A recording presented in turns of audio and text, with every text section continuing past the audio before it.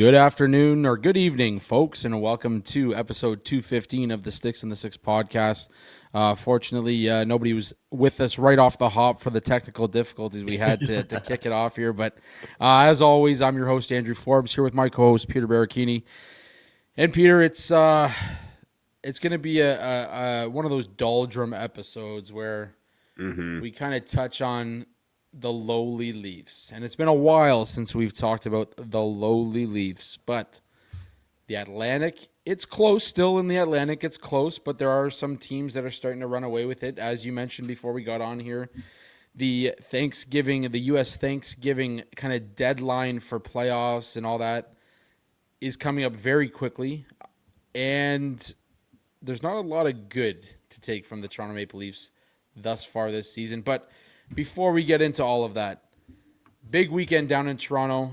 The Hockey Hall of Fame inducted two former Leafs along with Big Z and some other big names, Jack Parker among them. It was a heck of a weekend. Some people that finally deserve to go in. Alex McGillney makes a wonderful appearance from Russia, which was incredible to watch. Everything that he said, the part where he talked about getting the call at 3 o'clock in the morning or 5 o'clock in the morning, knowing that it's a 416 number. All of a sudden, I'm like, something's up. I should answer. This is the call I've been waiting for my entire life. And then I had the choice to either get go and get a coffee or a nice Russian vodka. And he's like, which one I chose. And it was go for the hard that stuff I needed. So yeah, it was a great weekend. But before we get into all that fun stuff, how you doing this week, Peter? Yeah, definitely a fun weekend, and congrats to everyone that got inducted too. I mean, very, very big and stacked class. I mean, like you mentioned, Joe Thornton, Mogilny, Zdeno Chara.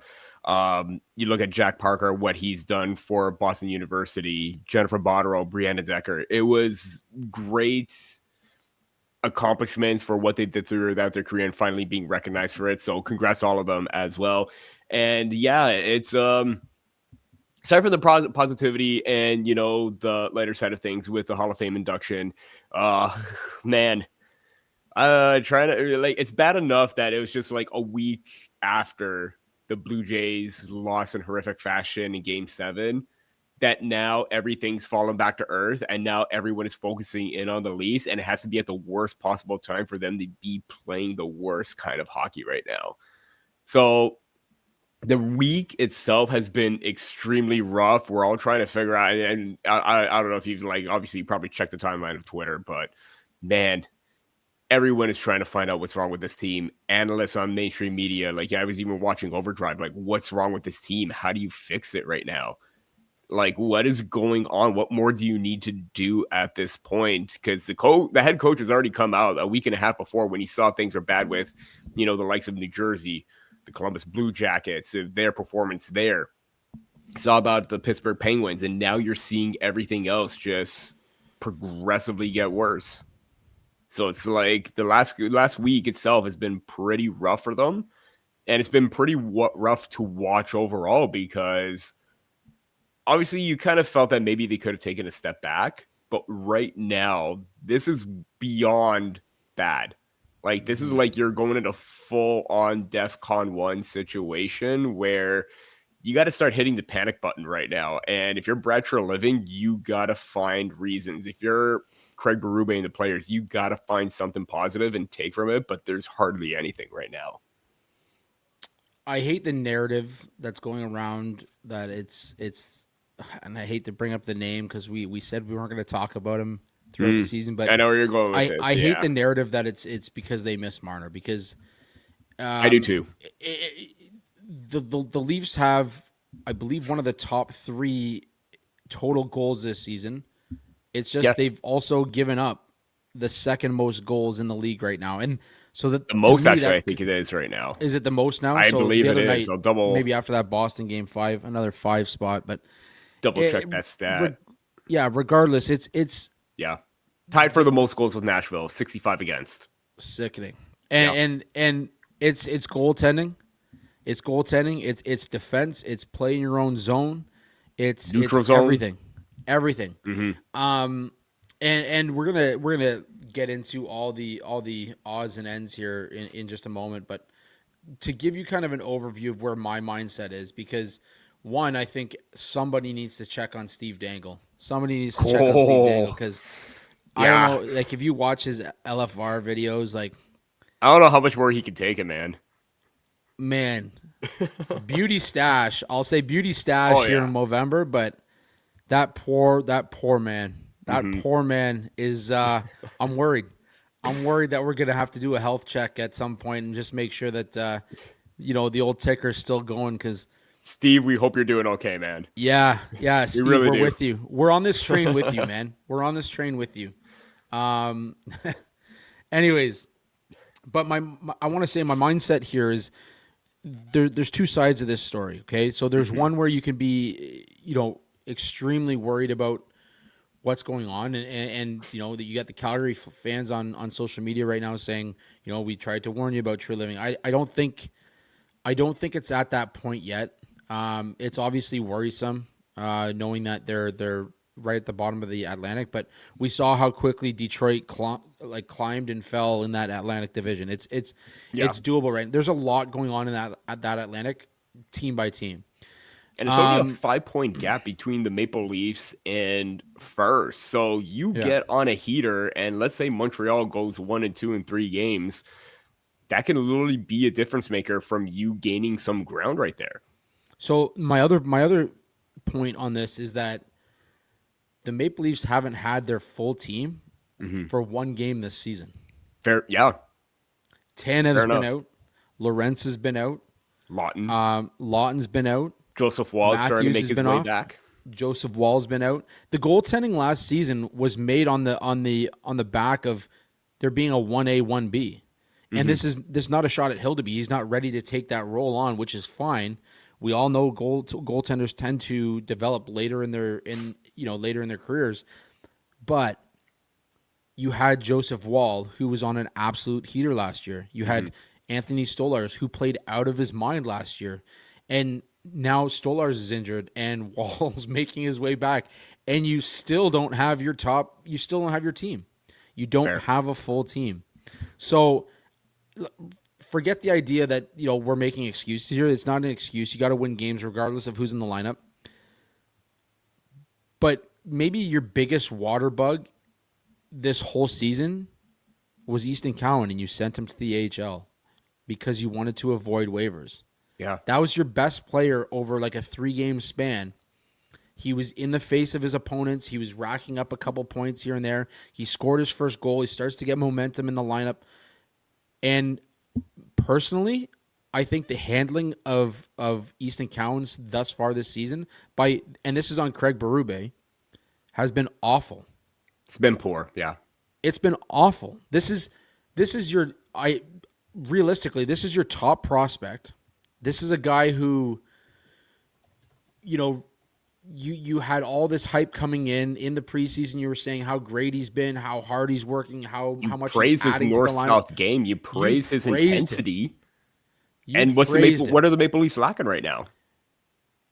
And this is the way you're going to help develop him. This is the problem with prospect development, is you finally get a guy who has given his all the last 3 seasons to just get a spot in the lineup.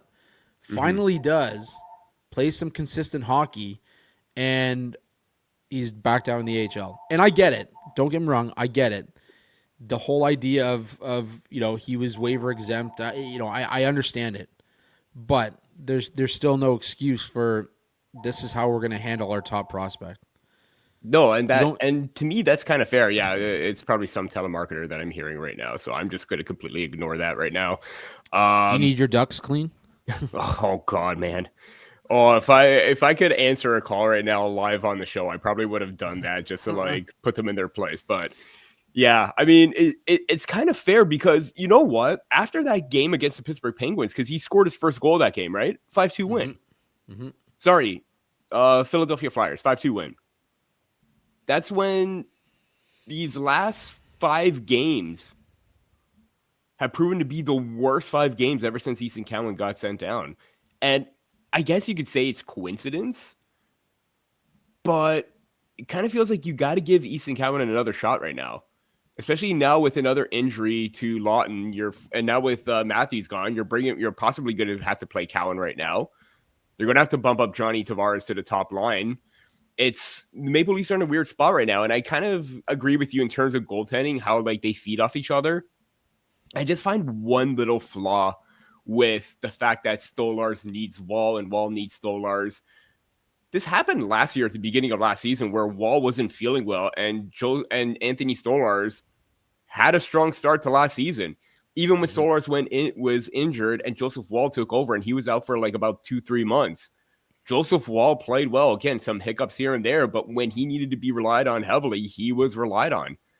Now that Wall is gone again to start the season, I kind of got to get a sense what actually is wrong with Anthony Stolarz right now, because his play right now, and some of those goals are not his fault, but there are a lot that are. And everyone's making that comparison. Ever since he made that call out to his team, was it the right move? Everyone's starting to point to that instance right there where things are getting progressively worse for him. Just like sending your top prospect and probably one of your more consistent forwards. Again, some things need to be worked on, but I think you can work on these things with Cowan at the NHL level than the AHL. So it's like, it is a trend where one thing happened, things are going bad for one player. You send down a hardworking player like Cowan, you're losing that intensity and drive for 5 straight games right away. I'm so glad that you brought up Stolarz calling out the organization. And let me tell you what's wrong with Stolarz right now. Mm-hmm. It's up here because when he did come out and call out the team who were playing poorly in front of him, did you see any support? No. Did you see any support from your leader? Did you see any support from your coach? Did you see any support from your GM? Did you see any support? Mm-hmm. So this guy comes off signing a relatively big deal in terms of him because he hasn't, outside of his entry-level contract, he's never signed a multi-year deal like this. And he calls out the team because he's a vocal guy. He's a competitive guy. He wants to win games. He's had a rough start to the year. And there's no support for him. So, as of the first intermission against Boston, the Leafs' Anthony Stolarz, NHL rank since calling out the team after the loss on October 18th. 4.05 goals against is the worst in the NHL, and his .874 save percentage is the second worst in the NHL amongst goalies with a minimum of 200 shots faced. Those weren't the same numbers he had last year. No. So you have by far the worst goaltender in the NHL right now ever since he called out the team. And it's not just because he's playing poorly, which don't take any of don't take all the blame off of him. He is playing poorly. But the team in front of him, not good. Not an NHL caliber team. Oh, absolutely not. So with the amount of stakes that they're making too, yeah. How can they be? And I'm just going to throw another stat before you just continue on here. From Bar Down 2, ever since Chris Tane's injury against Philadelphia,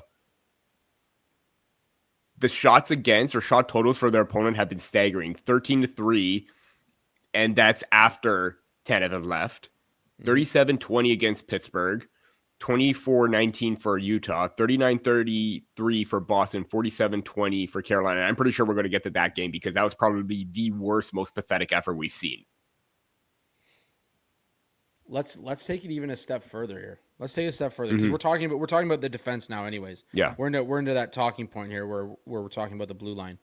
I want to talk about Brandon Carlo. Okay, so this guy was brought in, traded a first round pick for him, which seems to be the case in Toronto every time we trade the first round pick at the deadline for somebody who either doesn't stay or doesn't work out. And Brandon Carlo was one of the guys that was called out in terms of, trying to protect his goaltender after he got hit. He was one of the guys that kind of stood there and, we heard the excuses as to why he didn't and whatever. You can buy into whatever you need to buy into. I'm going to run over his hits per 60 minutes over the last, 10 seasons. So going back to 2016-17, 3.06, 3.65, 5.34, 5.51, 4.51, 5.51, 5.44, 5.55, 3.24, 4.06 when he came over to the Leafs last year. This season, per 60 minutes, he's averaging 1.68 hits. Yeah. He has never in his career averaged less than 3.36. So something's and now up right this now. season with the Leafs, he's averaging 1.68 hits per 60 minutes.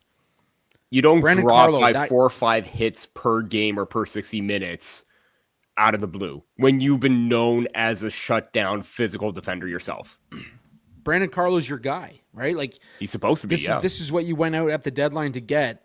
You traded a first-round pick. You moved Fraser Minton, who just tucked on you. Alex Steves, former Leaf, tucked on you. And your guy that you went to get that was supposed to be a top 4 defenseman is averaging 1.68 hits per game when he's standing at 6 foot whatever. 200 plus. There's a problem in Toronto. Yep. And it ain't just the defense. It ain't just the goaltending. The problem is they are systematically failing each other. Yeah. And it starts with each and every one of those guys in that room. No, absolutely. And I know we're going to get to post-game comments, but I want to tie this in right now. Like, Max Domi basically saying, you know, we want to have... Okay, so we're talking about having each other's backs right here. Didn't Max Domi post-game against the Bruins basically say, we got to have each other's back kind of thing after the whole Matthews hit, going after Zadorov when it was probably the worst possible time to do it, when you're just got to within 2-3 minutes into the period, and then you go after him when the message should have been sent in that second period. But the fact that he said, we are happy with how it ended, I'm like, how can you be happy with how that ended? With a message needed to be sent, but it needed to be sent right away. You waited at the worst possible time to do so. How can you be happy with that? And even so that you did claw your way back right now, you still lost in a poor dramatic fashion that ultimately cost you the game, which it was the power play. It was your defense. Everything that you said right there, how can you really and truly be proud of? Yeah, I'm glad that you kind of stood up for him, but at what cost right there?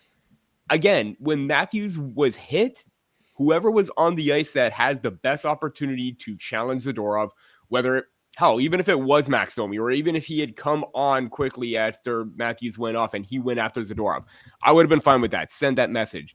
If it was Dakota Joshua, if it was Brandon Carlo, if it was anybody, even Jake McCabe, if he was on the ice, why aren't you going in there as, that sandpaper gritty kind of defender, kind of like Zadorov, where you make big hits? Why aren't you doing that? Why aren't you doing that consistently? And you know what? Every single time, like these last few games, it comes into my mind.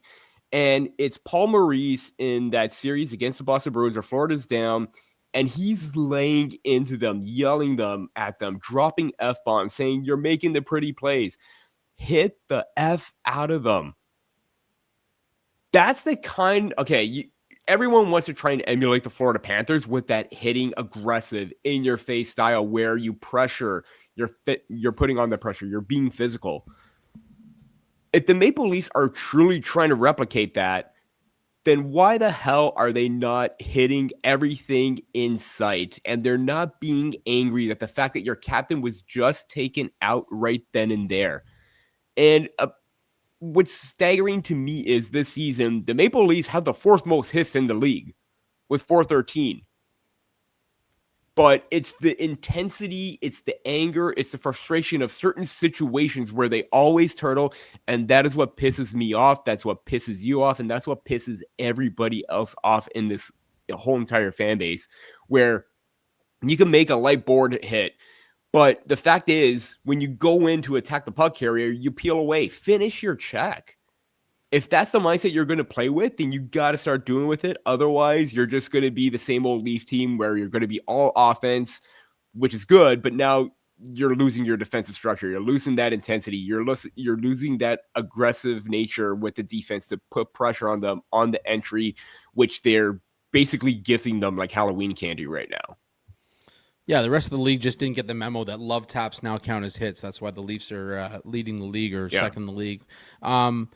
But the issue is they're not finishing checks, right? Like you can bump and grind and tap and whatever, frighten the opposition. But I go back to last week's episode when we had Jordan Tutu on, and his thing was, I went in there and I just hit, and gave something for the fans to cheer about. But people knew him as people were frightened because they knew he was coming. They could hear the blades on the ice. They could hear him they know it's him. It was the train, man, and he was coming in. That's what you need to have with this Maple Leafs team. Regardless of who it is, make sure you hit them right through the end boards. Yeah. And finish those checks. That's the way that's how you're going to create more friction, more fear on the ice to open up opportunities. Quick note from Randy here. Thanks, Randy, for tuning in. Thanks as for tuning always, in, man. We appreciate you, buddy. Could the Leafs skaters or any team for that matter be so thin-skinned they're hanging Stolarz under the bus? Stolarz has been bad, but it's something in the back of my mind. We were just talking about that. Yeah, I had the same idea. I had the same thought. And don't get me wrong, I wish this was an organization where you could look at it the same way the Jays were this past year in the MLB and say guys were crying at the end of the season because one, they got so close, but two, they had a brotherhood in that locker room that nobody could take away from them. That how many times did we hear that we support each other? How many times did we hear this is the best group that I've ever been a part of, and they did everything together. And that was supposed to be the case with the Leafs team too. But I jumped back to Ryan O'Reilly when he left, and he said there's something wrong in the room. And did Luke Shen also say something too? Luke Shen, I think he kind of hinted to a lesser extent at it. Yeah. Okay. But then my mind goes to we took the C away from Tavares, and we patched on to Matthews, and then Marner's gone, and I just wonder if maybe there's more smoke to that fire, right? There's more to it than I can't see them. I can't see any organization or any player for that matter hanging a colleague or a goaltender out to dry like that. I mean, these guys want to win. There's no question these guys want to win. I think you're naive to even suggest that they don't want to win. Yeah. Anybody who suggests that, it's hard to. I'm just going to intervene for a quick second. It's hard to. Again, I agree with you. They want to win. They do care. Mm-hmm. Every player does care, but when you have these kind of efforts, it leaves doubt with everybody. Yeah. Where you're giving up 4 or 5 breakaways to Dennis Hildeby, leaving him on his head. You're leaving Stolarz out to dry at certain times too. You're giving up so many odd man rushes, rush chances against breakaways, no matter who's in net. You're giving up the neutral zone so easily. I get that they are trying hard. I get they do want to win, but it does feel hard to try and see that and agree with that based on their play, because the mistakes that they're making, no other team is making. Even again, they're probably going to be other teams that are going to be, we know for sure we're going to be at the bottom. Don't feel like they're going to be making the same mistakes as the Maple Leafs. Yeah, they're going to be miscues here and there. Yes, they're not fully going to be in the run like the Maple Leafs should be. But it kind of feels like the Maple Leafs are the lowest of lows of the team right now, where, again, that effort and that will is coming into question. Yeah, no, absolutely. And good follow-up here, Randy. I don't see Tavares sticking around and sign to a lesser salary if the team is so fractured. 100%. And that's what I'm saying. I feel like he's holding them together too. I don't think it's as fractured as some people might think. But I do think there's got to be some question marks left in everybody's head when they see these types of effort. They need a reality check. Yes, 100%. I don't know if you watch it, but the Leafs morning skate with Rosie and Alberga. Yeah. They had Thomas Caberlet on today or yesterday. Mm-hmm. And his fix for the Leafs is go on the road, get out all together as a team, and get hammered. And just have a night of bonding and just get smashed, and maybe that's what they need. Maybe a night in Vegas, Pre Marner reunion, you go out and have a good time, and you get all these. Let's face it. Guys on After Overdrive said the exact same thing too, and I think maybe spending so much time here, where the schedule is favorable for you, maybe getting away from this all could be the best thing. We'll see what happens. Yeah, and you have to remember too. With Marner leaving, it shifted a lot of the team dynamic, right? Like, regardless, I'm not saying they need him in the lineup to win games, but you need to find that chemistry, that identity that you have without Mitch Marner in the lineup, and that's going to take time. You're 17 games into the season. Yep. There's a lot of hockey to play. That's the one saving grace they have right now. Yeah, but there is a lot that needs to be fixed in this lineup if they're even going to make it have a sniff at being a playoff caliber team, let alone making it past the first round, which would just open another can of worms anyways. But anyways, before we move on here, guys, I just want a quick word from our friends over at DraftKings Sportsbook.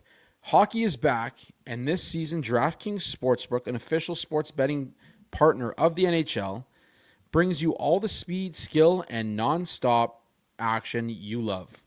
DraftKings Sportsbook delivers the unmatched intensity of the NHL right to your fingertips, from player props to the thrill of live in-game betting. Every drop of the puck is your shot to win. You better believe it, the Leafs will be the underdog at their next game, and why not take them, see what happens. You might win a little bit of money for your account over on DraftKings. New customers, this one is for you. Bet just $5 if your bet wins, you'll get paid out $300 in bonus bets instantly. I use DraftKings. I collect my crowns. I exchange it for more money towards making my favorite sports bets. Light the lamp all season long with DraftKings. Download the DraftKings Sportsbook app and use code THPN. That's code THPN to turn $5 into $300 in bonus bets if your bet wins. In partnership with DraftKings, the crown is yours. Gambling problem? Call 1-800-GAMBLER. In New York, call 877-8-HOPE-NY or text HOPE-NY 467-369. In Connecticut, help is available for problem gambling. Call 888-789-7777 or visit ccbg.org. Please play responsibly. On behalf of Boot Hill Casino and Resort, Kansas, pass-through of per wager tax may apply in Illinois. 21 plus age and eligibility varies by jurisdiction. Void in Ontario.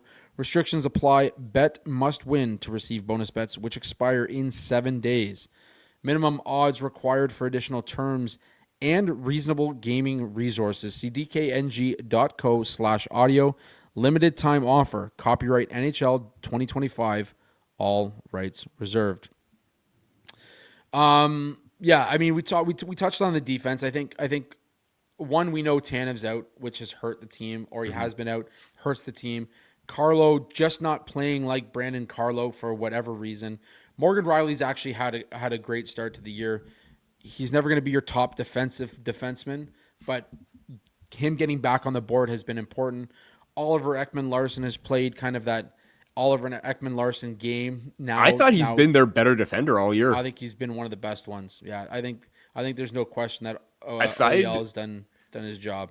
Aside from Riley getting all the points, again, his defensive game has always been into question, but I feel like OEL should be the staple of what every defender on that team should strive to be. Yeah, no, absolutely. I think OEL has been great.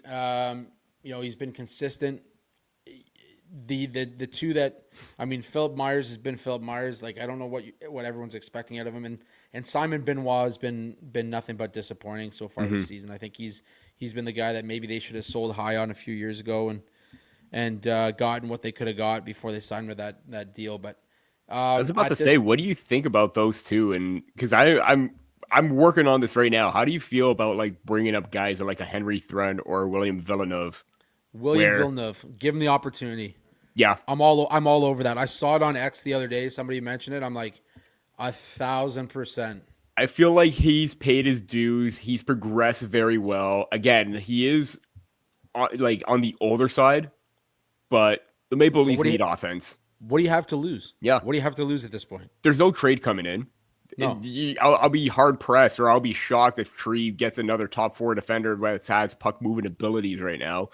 But why not give Thrun that chance? Because he has 3 goals. Why not give Villeneuve that opportunity, who can make breakout passes and he can skate it up without turning the puck over constantly? Again, you're probably going to get mistakes. Yeah, he's raw defensively, but it's funny because both of those players have 8 points for the Marlies right now. Mm-hmm. Combined, that's 16. Combined for Myers and Benoit, 2. Yeah. Give the kids a chance. That's what I'm saying. You got to make some changes where you're missing, where you have holes, and right now I think that's the biggest deficit for the Leafs. But we got to see what happens there. Obviously, you want to get guys like Tanev back in the lineup, and that'll be a game changer as well. But yeah, it'll be interesting to see what happens there. I'm a big advocate for getting Villeneuve an opportunity and get him some consistency, get him some consistent reps, 3 to 5 games, see what he offers you. If you don't like it after that, then you make send the him back. decision. But yeah. Randy again. Speaking of the Jays, I hope Tree doesn't get an itchy trigger finger and fire Chief. Jay's stuck with Schneider, and I think the same can be done with Berube and the Leafs. You know what? That'll lead right into our next conversation here. Yeah. Craig Berube. He's been pretty vocal. I think we all know that he has that ability to be vocal with the team and let players know what he's thinking of their play through the media. Utilizes the media in Toronto to kind of do so. Peter, how long do you think he can get away with this? To be honest, I don't think he's the problem. You got your guy after you fired Sheldon Keefe, and how many coaching changes are you going to go through with this core? I'm not even going to say core, their core dash number era, because this is now a new core. It's Matthews, it's Tavares, it's Nylander, it's Nyes, it's Riley. In this new iteration of the Maple Leafs, you've already gone through Babcock. You've already gone through Sheldon Keefe. There were issues with Keefe where they had one playoff win. And the fact that Berube last season, in his first season as a Maple Leaf coach, had a better record, went around the same distance as Sheldon Keefe, but he did it in a shorter amount of time. How can you get rid of that? Yes, I know he has a different vision and a different play style of what his teams want to be and emulate, like 2019. He has more skilled players to do so. It's just finding that balance of still playing with the mindset of being physical without losing that offensive ability. They're not doing that, but now it's come at the expense of defense. Firing Berube would be a big mistake. I mean, who's another better available option on the market right now? I was trying to think of this too, but I forgot. Didn't Pete DeBoer get let go by Dallas? I was going to say Pete DeBoer might be the one option, but mid-season? Yeah.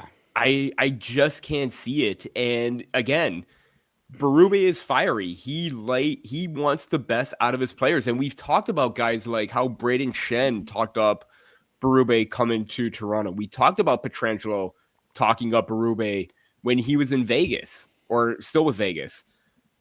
He has the vote of confidence of a lot of players right now. To me, this is all 100% all on the players. But like we said, even when the players are failing, the coach is going to get the axe. I don't think he's the problem. Tree brought in his guy. Just like Kyle Dubas or Sheldon Keefe was Kyle Dubas's guy, Berube is Tree's. Can't see that happening right now, especially this early into the season. This is now on the players. And it's on the players to get their act together and decide how they want to play from here going on out. Yeah, I think honestly, the only way you get rid of the only way you get rid of Berube right now is if you look at it and realize that these players have given up on him. And again, that's not a Berube issue. At the end of the day, that's going to be a player issue because coaches now are so expendable in this league, and it's getting to a point where it's almost like NFL like where. They come in for a year, they do great, and then they're off. Like we've seen guys win the Jack Adams, and the next season they have a bad start and they're fired. Yeah, like I agree with you, Randy. I think they need to give him the opportunity to kind of. Didn't that happen with Bruce Cassidy? This. Bruce Cassidy, and there was one other one. Montgomery, right? It was Montgomery. Yeah, it was. Both were Boston coaches.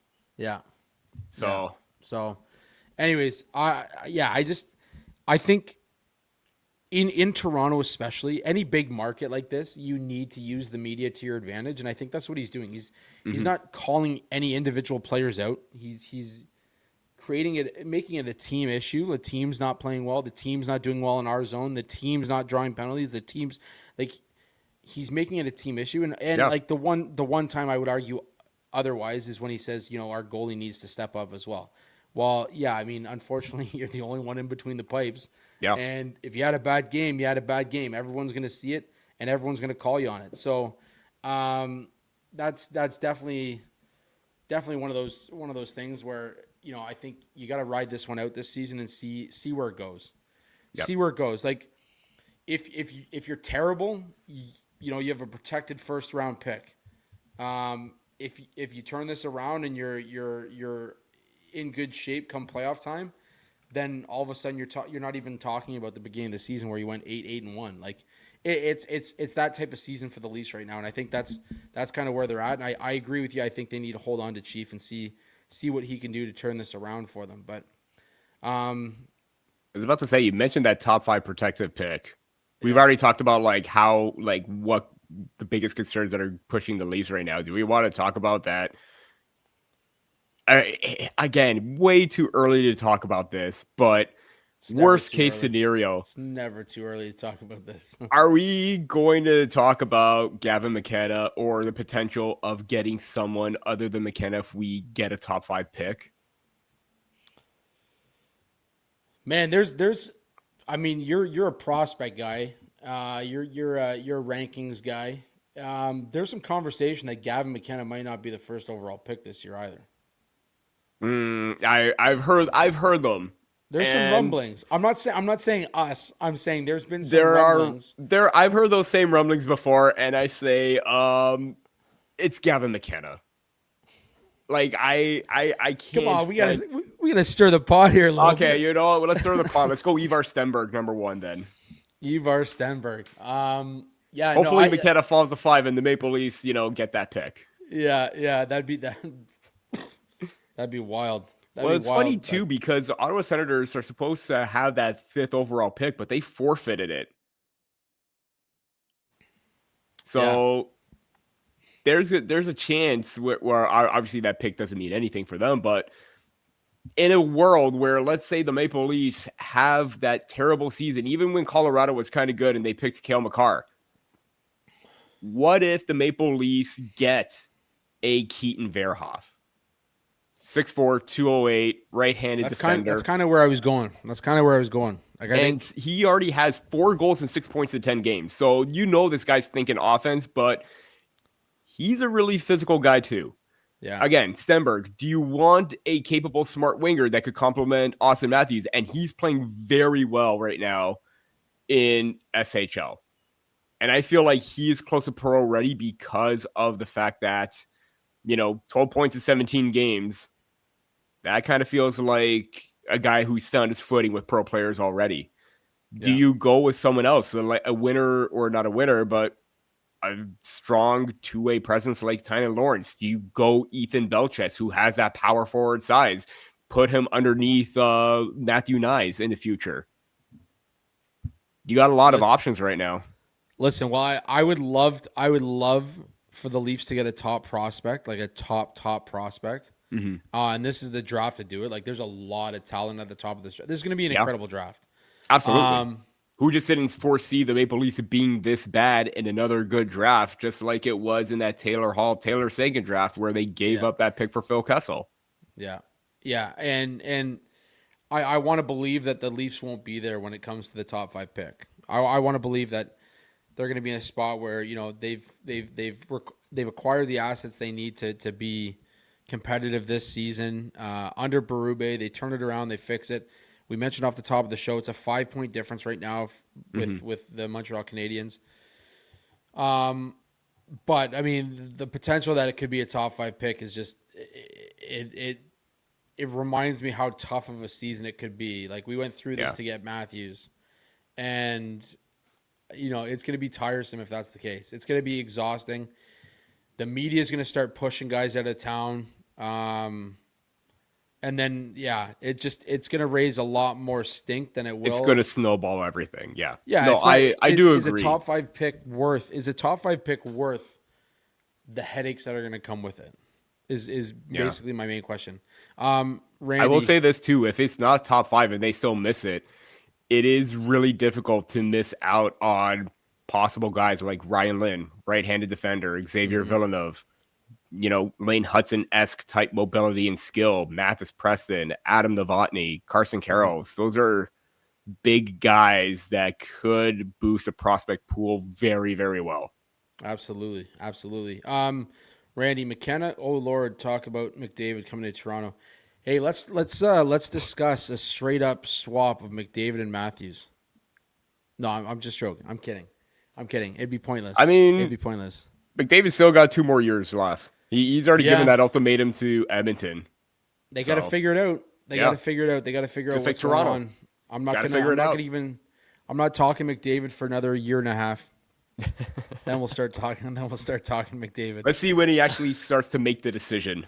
Yeah, we got a comment on the one show where we talked about. Actually, sorry, it was a YouTube short I did where it was like, McDavid signed a 2-year deal, and it's the same year that Matthews comes off the books for the Leafs, and they have the same representation.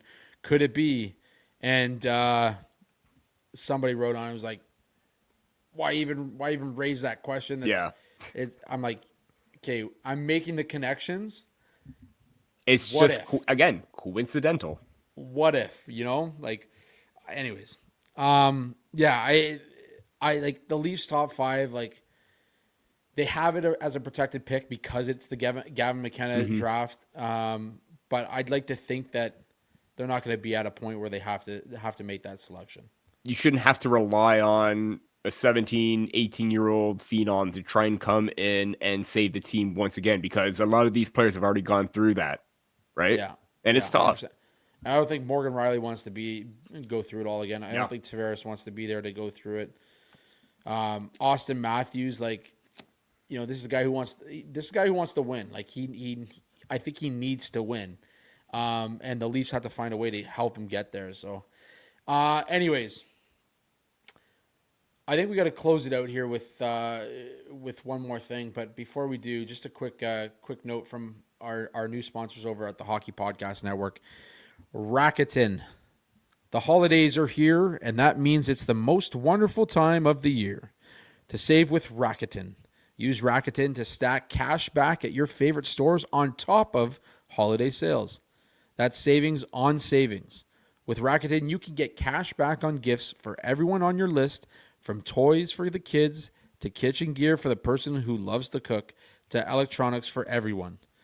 You can even save on something for yourself. Just shop the stores you love, and cash back is automatically added to your account. And you can choose to get paid via Interact e-Transfer, PayPal, or check.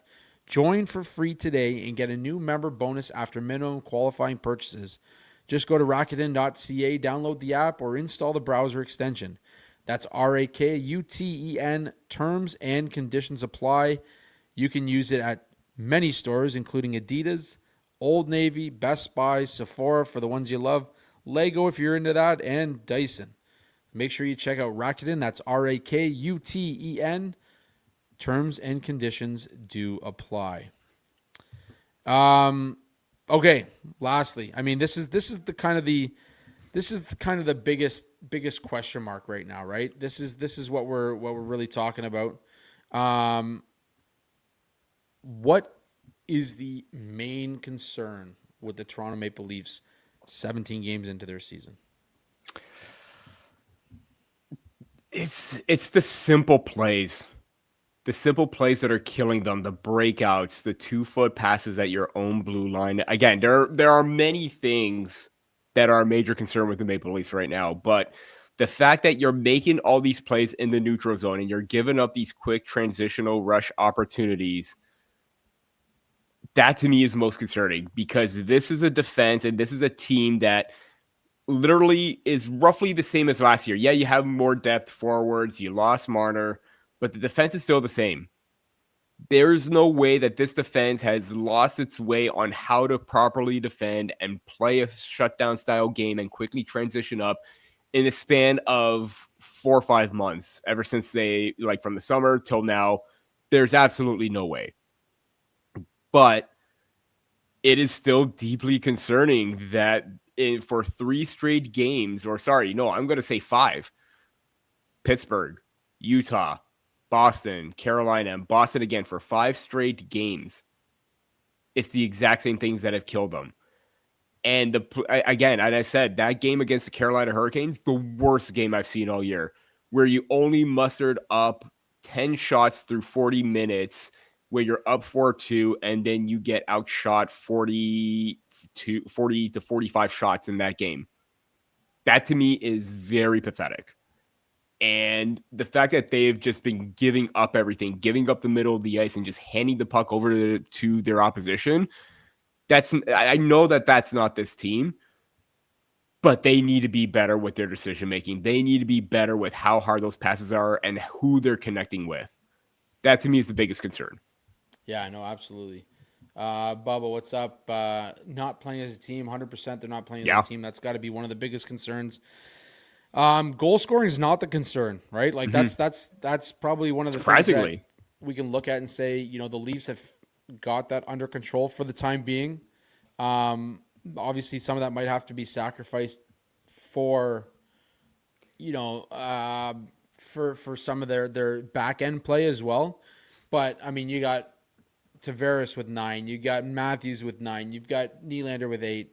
Like the goal scoring is not the issue. So defense and goaltending, you got to figure out this goaltending. Figure out what's going on with Stolarz. If it is because he called out the team and he didn't have that support, figure that out quick. Give him some time.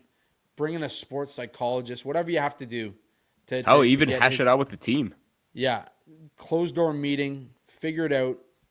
But it needs to happen. It needs to happen soon because they've been abysmal to watch. You can't even celebrate goals because it just you know within the next 2 shifts the opposition is going to turn around and put it away. So there's a lot of holes on this team right now, a lot of deficiencies, and they need to figure out quick because 17 games in very quickly turns into 50 games in, and all of a sudden you're 20 points back in the Atlantic Division, and that's not where you want to be. So we'll say it. We'll leave it at that.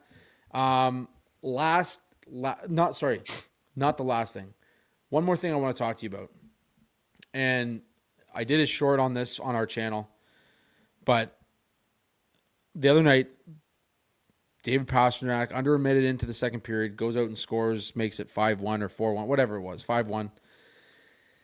And it was his 400th career goal. Great milestone, huge milestone. Mm-hmm. It's fantastic. You know, super happy for him. 500 away from Ovi.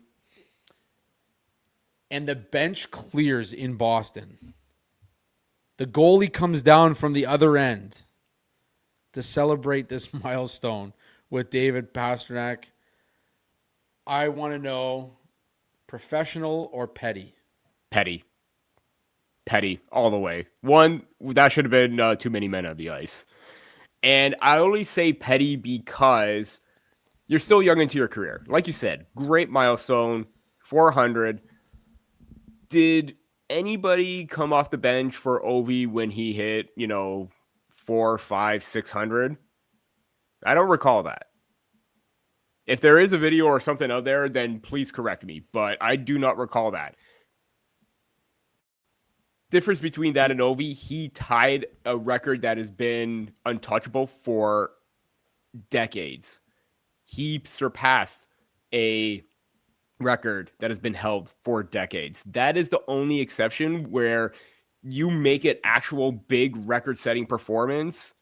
That should be the only time where your team should come out and celebrate with you. Not 400 goals. Again, you're still a ways away from possibly even being considered for, being in the talks of Ovi. And I know we talked about Auston Matthews and Ovi, and if he's going to chase him, still early and premature. But I just don't like the fact that I think they probably did it because it was against the Leafs. But I do think that was petty. And a milestone like that, again, did Toronto's bench come out for Tavares' 500th goal in a losing effort? No. So I get different circumstances because they were winning, but at the same time, that to me just seems very, very petty. So not only that, but you're the 112th player to get 400 goals. Yeah.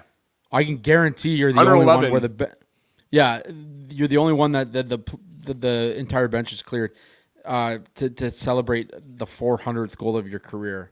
But yeah, like 10 game suspensions to all of them for leaving the bench.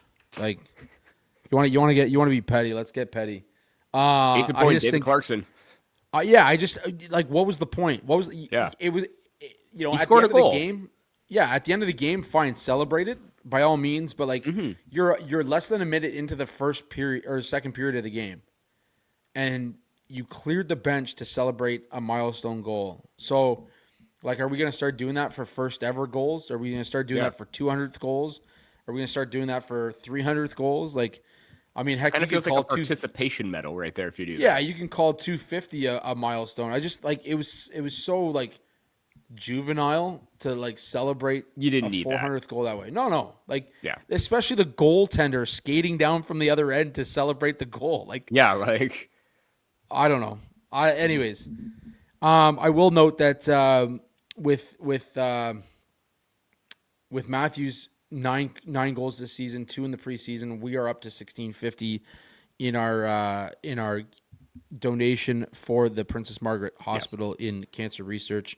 So we're really pumped about that. We hope that continues. Obviously, with him being out of the lineup, that hurts, but the hope is that he'll come back and he'll be better than ever, and we can continue to pump that number up.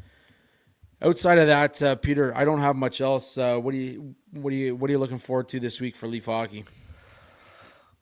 Just a glimmer of hope right now. A glimmer of hope. That's all. I just want to see one positive thing come out against this game against the LA Kings, because they are an absolute unit on the road.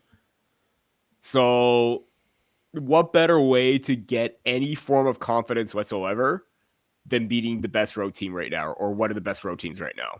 That's my one thing I'm looking forward to. Yeah, no, absolutely. I fully agree. As always, guys, thank you all for tuning in. Thank you to Randy and Bubba for jumping on and throwing a few comments out there. As always, we're brought to you by the Hockey Podcast Network, episode 215 of the Sticks and the Six podcast. You can catch us on YouTube. Make sure you hit subscribe. Hammer that subscribe button whenever you tune in on our YouTube channel. Otherwise, check out DraftKings, SeatGeek, Rakuten, BioSteel, and No Name Hockey for all your holiday needs. Promo codes in the commentary description below. As always, folks, we'll be back next week with more Leaf hockey. Until then, here's our friend Alex Hobson with his hit 25.